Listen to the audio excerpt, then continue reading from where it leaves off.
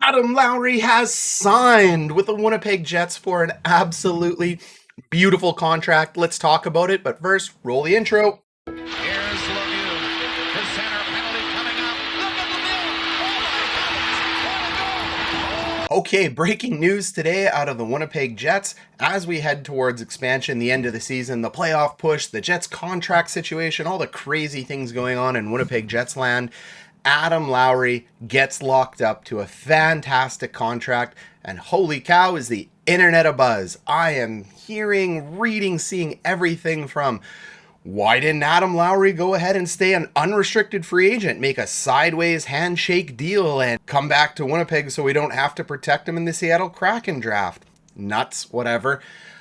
Everything that I'm seeing about Lowry forgets the point that this is an amazing signing. We have now locked up a player since his draft time with the Winnipeg Jets to over 10 years of NHL playing experience. That's amazing. Next to Connor Hellebuyck, this guy is probably one of the best values we've ever had in a draft. And I know we've drafted Ehlers, and I know we drafted Connor, and even Scheifele was a steal, but we got this guy in the third round. The third round. That's a dart throw in the NHL. You absolutely should not be able to get a player for 10 years in the third round according to statistics, but we did.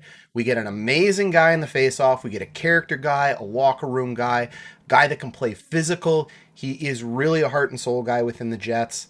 I love this signing, and what a team-friendly deal. This deal allows us to go out and sign a couple extra players, which we'll talk about in my next video, where we're going to go ahead and break down the Jets salary cap situation, because it's a bit of a mess, but some really good contracts in there to play with. So the first thing I want to go ahead and address is people who are thinking, why would the Winnipeg Jets lock up Adam Lowry, leave him as an unrestricted free agent?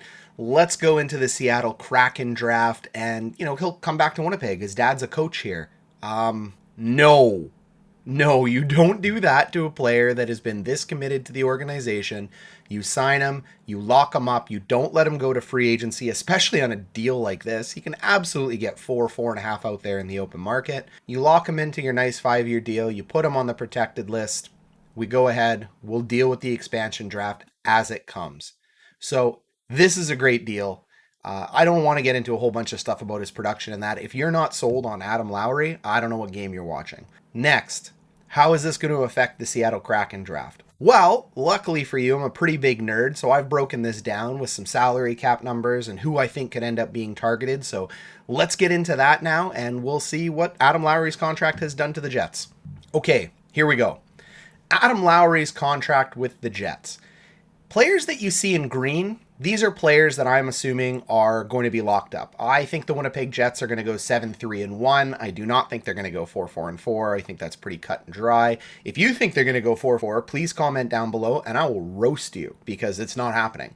The Winnipeg Jets have Mark Scheifele locked up for sure. Ehlers, Connor, no brainer. Elite, Dubois, he ain't going anywhere, not after you paid what you paid for him. Wheeler, he has a no trade clause, so he's ineligible. You have to have him on this list regardless, unless he's willing to waive it, which he isn't. Now you have Adam Lowry locked up. That's 6 players. You can see the cap hits for 2021 dollars right there. That's going to leave Kopp exposed, Appleton exposed, Stastny exposed, and Perreault exposed. So if we scroll down now to the defensemen that are going to be protected, you'll go ahead and you'll see, well, hold on, there's 4 names there, Ryan. How does that work? If you go down to the defensemen down there, you're going to see 4 names protected. And why are there 4 names protected? Well, Hinole isn't going to be eligible, so that's really nice. Ville, we don't have to worry about. We can only protect 3. I have to assume that Winnipeg is going to go ahead and protect Morrissey. That's a lock. I think Pionk, that's a lock, because I think he's going to sign a new deal, which we'll talk about in my next video. And then I also think you're going to have to protect Logan Stanley, and you're going to need to expose Dylan DeMello. If they expose Logan Stanley, forget about it. He's gone. They're going to pick him. You need to lock up Stanley. He is eligible for this. It's quite scary. So that leaves, I think, 5 players that they could go ahead and pick up, but there's really only 2 that I think they're going to target. I truly believe Andrew Copp is going to sign with the Winnipeg Jets again.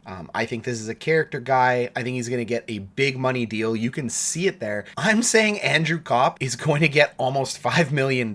It's going to be a big deal. I don't think they're going to let this guy just go to unrestricted free agency agency and test the market. I think they're going to offer him quite a bit. It's been a contentious relationship with Winnipeg because he had to go to arbitration. He thinks he is better than what he's being paid for, and this year he's truly proving it. I get it. He's only had one offensive breakout year this year, but he does so much more for the Jets up and down the roster. He is the most popular guy in the locker room if you talk to anybody about it. I think he's going to get locked up, but again, next video we'll get a little deeper into it. So if Andrew Kopp ends up getting locked up, I think it's pretty simple. We can go ahead and change this to green, and that's going to expose Mason Appleton and Dylan DeMello. Well, Mason Appleton is a very good hockey player. I do not want to lose Mason Appleton. I would rather we deal almost upwards to a first round pick to them to protect Appleton and not let them take him. We'll see what Chevy ends up doing, but that $900,000 contract, what he's been able to do on the third line, the fact that Appleton is a pure skill player in my mind, he has the possibility to play on the top six. We get really spoiled in Winnipeg looking at the wingers we have. We have an absolute ridiculous abundance of riches at winger. No other team has this. You shouldn't have this, but we have it. So Appleton on most teams, I actually think moves into a top six. There's some teams he's actually going to play a first line role. If you think I'm crazy again, throw it down in the comments, but he has been absolutely a fantastic player for the Jets, and that contract is cheap. If I was the Kraken, I'd be targeting Appleton, which is why I have Kraken with 3 exclamation points beside him. Dylan DeMello is another target that they may make, but he's had a little bit of a rough year this year. I have please Kraken take him because we're going to be locked into Dylan DeMello at $3 million for the next 3 years after this year, which is a very long time. And you'll see in my next video where our cap hit ends up being real dicey and our defensemen end up being real dicey for the next 3 years due to it. But if the Kraken go ahead and take DeMello, wonderful. So really, really cool news coming out from Winnipeg. Adam Lowry's locked up. Let's go Jets. I love it. Tell me what you think about the upcoming Seattle Kraken draft. Do you think Andrew Kopp should be re-signed by Winnipeg? Do you think I'm crazy saying $5 million? Because I think 4 years of $5 million,